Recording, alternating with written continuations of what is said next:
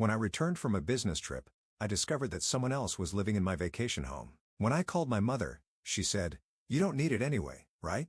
I'm putting it on Airbnb to pay for your sister's loan." I contacted a lawyer. A week later, they won't stop calling. "My name's Sarah and I've got a story to tell you. I grew up in what you'd call an ordinary family, a mother, a father, and a little sister named Jessica. Sounds nice, right? Well, it wasn't all sunshine and rainbows. Jessica was difficult, to put it mildly. She was the kind of kid who'd scream bloody murder if she didn't get her way. And boy, did she know how to work our parents. They'd bend over backwards just to keep her from throwing one of her famous tantrums. "Sarah, honey," my mother would say, her voice strained, "could you please let Jessica have the last cookie? You know how she gets upset otherwise." And I'd nod because what else could I do? I was the good girl, the one who didn't make waves. I learned early on that it was easier to fade into the background than to compete with Hurricane Jessica. As we grew older, the pattern stayed the same. Jessica demanded, our parents caved and I just tried to stay out of the way. I buried myself in books and schoolwork, dreaming of the day I could leave it all behind. That day finally came when I got accepted to college on a full-ride scholarship. As I packed my bags, I felt a mix of excitement and guilt. Excitement for the new life waiting for me and guilt for leaving my parents to deal with Jessica alone. But I pushed that guilt down deep. It was time for me to live my own life. The next morning, as I loaded my beat-up old car with everything I owned, my mother hugged me tight. "We're so proud of you, Sarah," she whispered. "You're going to do great things." Dad tapped my shoulder, his eyes suspiciously bright. "Remember, you can always come home if you need to." I nodded, not trusting myself to speak. Jessica watched from the porch, arms crossed, not saying a word. College was like a breath of fresh air. For the first time in my life, I didn't have to tiptoe around anyone's feelings or give up what I wanted. I threw myself into my studies, determined to make the most of this opportunity. Meanwhile, life back home continued as usual. Jessica predictably didn't move out. Instead, she married her high school sweetheart, James, right after graduation. And where did they decide to live? With our parents, of course. I get calls from Mom every now and then, her voice tired but trying to sound upbeat. "Jessica and James are still settling in," she'd say. "It's nice having the grandkids around." But I could read between the lines. Jessica was using our parents as free childcare and housekeeping. She'd pop out 2 kids in quick succession, all while never holding down a job. James worked, sure, but from what I gathered, he wasn't exactly bringing home the big bucks. One day during a rare visit home, I overheard Jessica talking to Mom in the kitchen. "Mom, can you watch the kids tonight? James and I want to go out." "Jessica, honey, your father and I had plans." "Oh, come on, it's not like you have anything important to do. We never get a night off." I peeked around the corner to see my mother's shoulders slump in defeat. "All right, dear, we'll watch them." It made my blood boil, but what could I say? I was the one who left after all. So I bit my tongue and focused on my own life. After graduation, I landed a job at an international company as a manager. It wasn't easy. I worked long hours, took on extra projects, did whatever it took to get ahead. But it paid off. Within a few years, I was head of my department. While Jessica was demanding our parents buy her groceries, I was saving every penny I could. It wasn't glamour, no fancy clothes or wild nights out for me.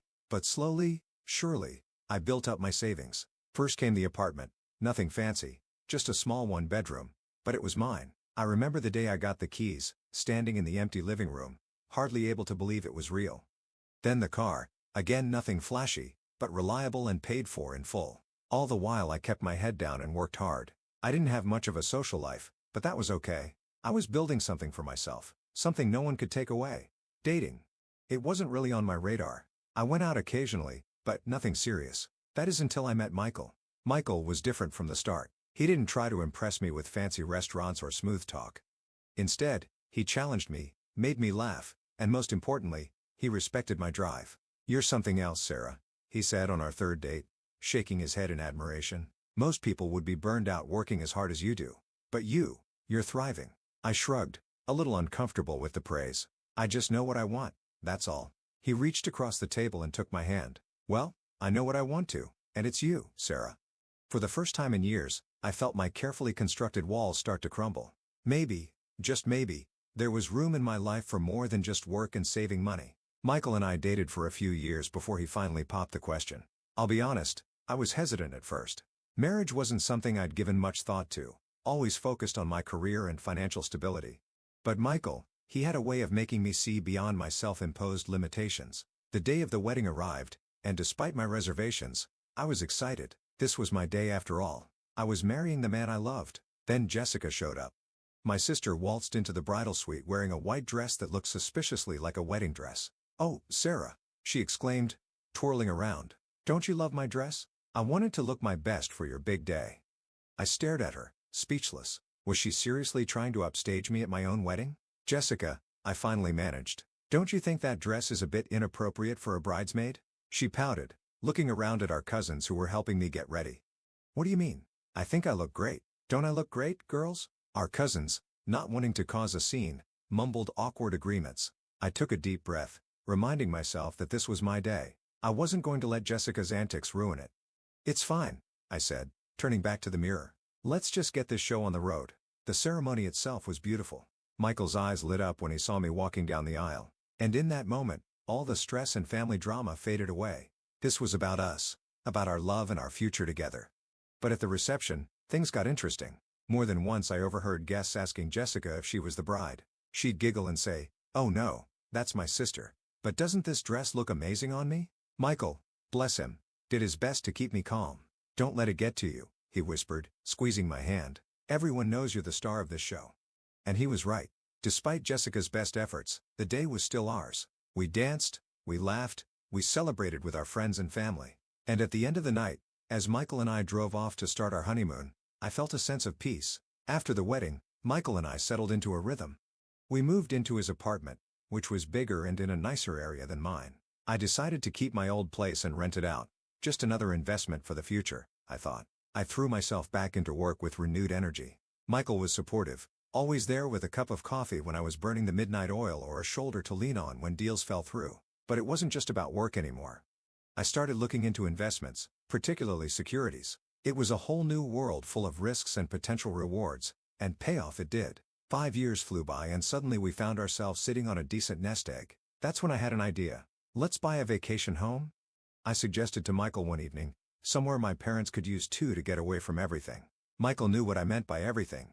My sister, her husband, their 3 kids. It was a lot for my parents to handle. We found the perfect place. A beautiful villa on a lake just outside the city. It had everything. A large barbecue area, a sprawling terrace, 3 bedrooms, and a view that took your breath away.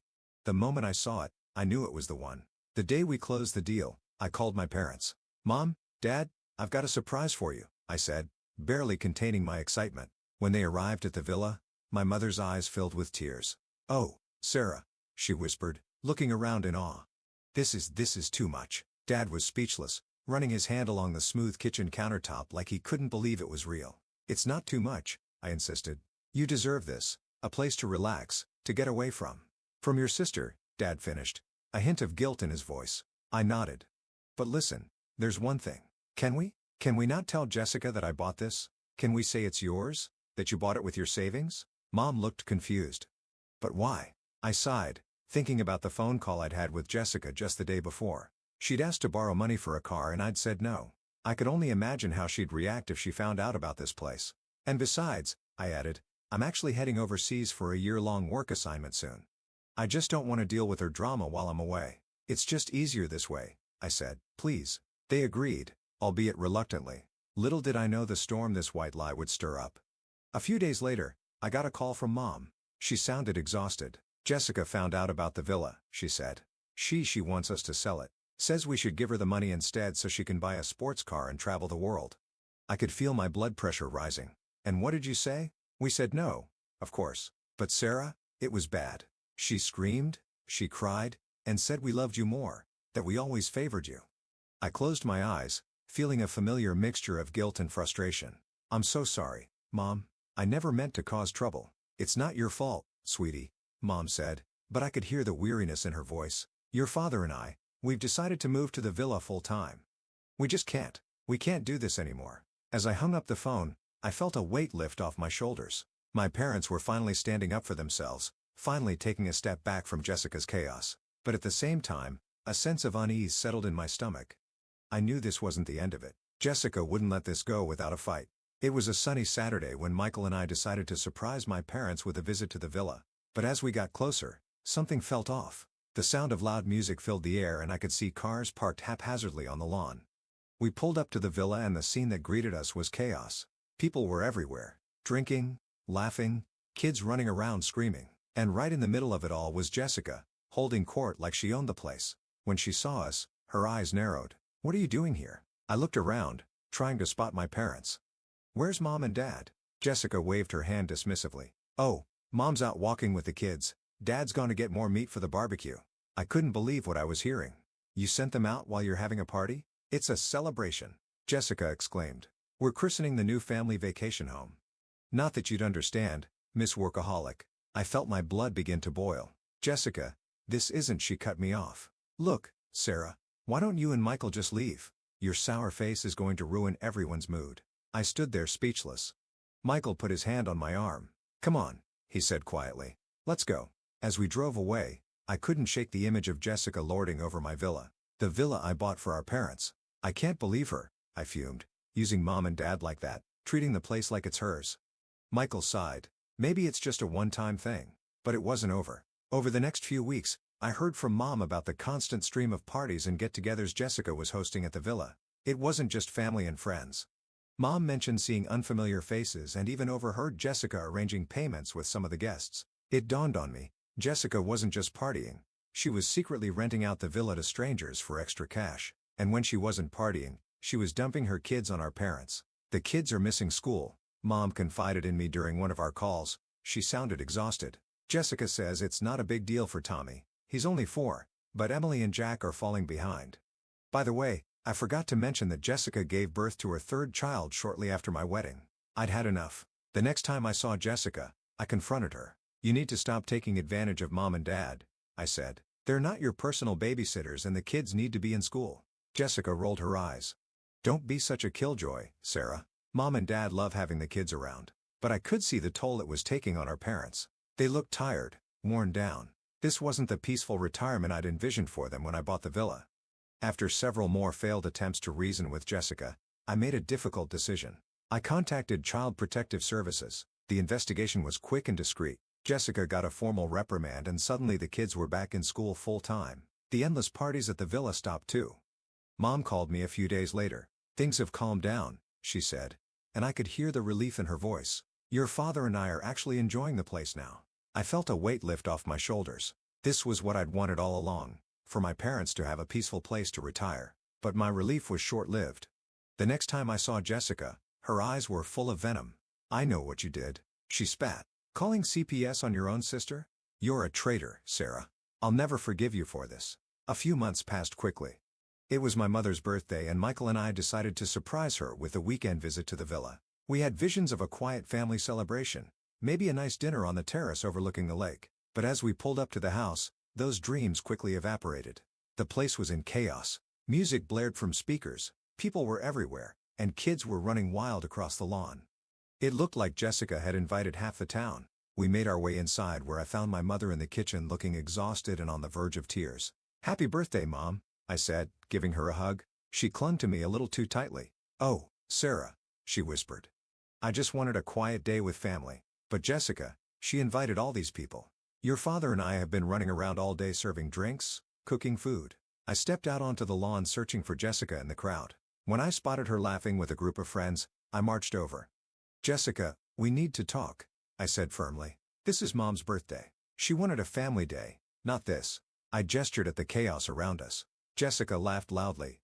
"Oh, lighten up. Mom loves having people over. Stop being such a buzzkill." Frustrated, I walked over to a group of guests near the speakers. "Excuse me," I said, raising my voice to be heard over the music. "Could you please turn this down? It's too loud." The guests, clearly drunk, just laughed and turned the volume up higher. As I stood there trying to figure out what to do next, I noticed something out of the corner of my eye. Jessica was huddled with a group of kids, pointing in my direction and giggling. With horror, I realized she was handing them ice cream cones and encouraging them to throw them at me. Before I could react, the first scoop of ice cream flew past my head. I ducked and it hit a woman behind me square in the face. Chaos erupted. More ice cream was flying, kids were screaming, and adults were yelling. Jessica's voice rose above the commotion. "Look what you've done, Sarah. You're ruining everything," as usual. The crowd, fueled by alcohol and Jessica's accusations, started to turn ugly. Men and women were shouting, moving towards Michael and me with clenched fists. I felt Michael's hand on my arm. "Sarah, we need to get out of here," he said urgently, but I'd had enough. This was my parents' home, the home I'd bought for them. This had to stop. I pulled out my phone and dialed 911. "I'm calling the police," I announced loudly. The police arrived quickly, lights flashing. As it turned out, they'd already received noise complaints from the neighbors. "Who owns this property?" one of the officers asked. I stepped forward. "I do. I'm Sarah Johnson. My parents live here. But these people," I gestured to the crowd, "are here without my invitation." The officers nodded and quickly got to work ushering the drunk guests off the property and warning them about the consequences of starting a fight. As the police cars drove away with the last of the uninvited guests, an eerie silence fell over the villa. The aftermath of the chaotic party was strewn all around: empty bottles, discarded plates, and the lingering tension in the air. Jessica stood in the middle of the living room, her face a mix of shock and anger. "What do you mean this is your house?" she demanded, her voice shrill. I took a deep breath. "I bought it for Mom and Dad to retire in peace, not for you." Jessica's eyes narrowed, then suddenly her demeanor changed. A sly smile spread across her face. Well, little Miss Perfect, always full of surprises." She sauntered over to me, her voice dropping to a conspiratorial whisper. "Listen, Sarah, let's forget about this little misunderstanding. I've got a proposition for you." I raised an eyebrow, wary. "What are you talking about?" "This property," Jessica gestured around grandly. "It's got potential. Why don't you sign it over to me? I could build a few more houses, rent them out. I've been looking for a passive income opportunity for ages. You've already got your fancy job. Why not help your sister out?" "Absolutely not," I said firmly. "This house is for Mom and Dad. It's not for sale or development." Jessica's face darkened. "You'll regret this, Sarah, mark my words." With that, she stormed out, her husband and kids trailing behind her. I turned to my mother, who looked shell-shocked. "I'm so sorry. Mom, this isn't how your birthday was supposed to go." To my surprise, she pulled me into a hug. "Oh honey, thank you for standing up for us, for everything." I spent the rest of the day helping Mom clean up the mess, but Jessica's threat kept echoing in my mind. I knew my sister well enough to know she wouldn't let this go easily. Before Michael and I left, I made a decision. I hired a security company to install hidden cameras around the property and set up an alarm system that would alert my phone if anyone entered the grounds. 2 weeks later, my phone buzzed with an alert from the villa security system. Someone had entered the property. Worried it might be a false alarm triggered by my parents, I called Mom. "Mom, are you and Dad at the villa?" There was a pause. "No, honey, we're back at the old house." "Jessica," she insisted we come help with the kids. "We've been here for a week." My heart sank. I told Mom I'd call her back and immediately headed for the villa with Michael. The sight that greeted us was heartbreaking. The beautiful home I'd bought for my parents was in shambles. Furniture was overturned, things were strewn everywhere, and there was even some graffiti on the walls. Fury rose in me as I called the police. When they arrived, I showed them the security footage. There was no doubt it was Jessica and her husband vandalizing the property in a drunken rage. A few days later, my phone rang. It was Jessica. "You need to drop the charges," she said without preamble. "The police brought us in for questioning. They're talking about pressing charges for vandalism and trespassing. You have to make this go away, Sarah." I took a deep breath.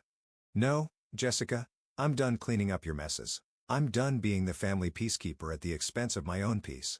From now on, you can talk to my lawyer." The weeks following the villa incident were a whirlwind of legal proceedings and family drama. I was determined to see this through, to finally put an end to Jessica's destructive behavior. I had the villa professionally cleaned and repaired, carefully documenting every bit of damage. The bill came to just over $10,000. My lawyer advised me to sue for the full amount, and after some soul-searching, I agreed. The day of the court hearing arrived. I sat on one side of the courtroom, Jessica and her husband on the other. She wouldn't even look at me. The judge listened to both sides, reviewed the evidence including the security camera footage. In the end, his decision was clear. "The court finds in favor of the plaintiff," he announced. "The defendants are ordered to pay $10,000 in damages." But that wasn't all. Due to the nature of the crime and the clear evidence, the judge also handed down a suspended sentence for trespassing and property damage. The aftermath of the trial hit Jessica and her family hard. Her husband, who'd always coasted on charm and family connections, suddenly found himself struggling to find work. No one wanted to hire someone with a criminal record, even if it was a suspended one. Jessica, who'd never worked a day in her life, was forced to find a job. I heard through the grapevine that she was waiting tables at a local diner, coming home exhausted every night. As for me, I made the difficult decision to cut ties completely. I issued a legal notice barring Jessica from the villa and ceased all communication with her. It was painful, but necessary. Mom and Dad, finally free from Jessica's constant demands, moved into the villa full-time. The change in them was remarkable. They looked years younger, more relaxed than I'd seen them in decades. "We should have done this years ago," Dad told me during one of my monthly visits. "We love having the grandkids over, but now it's on our terms, a few hours at a time and then back to our peaceful life." They left their old house to Jessica